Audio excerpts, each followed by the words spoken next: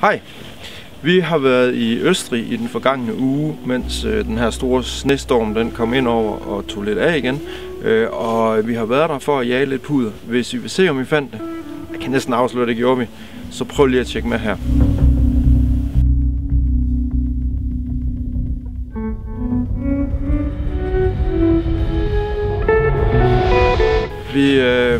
Vi havde bosat os i Selomsee og boet dernede og kørt ud fra. Og vi har faktisk besøgt en hel masse steder. Vi har været i Leogang, Fiberbrunn, Saalbach, Mariaalm, Bad Gastein, Kitzsteinhorn, Schmittenhöhe.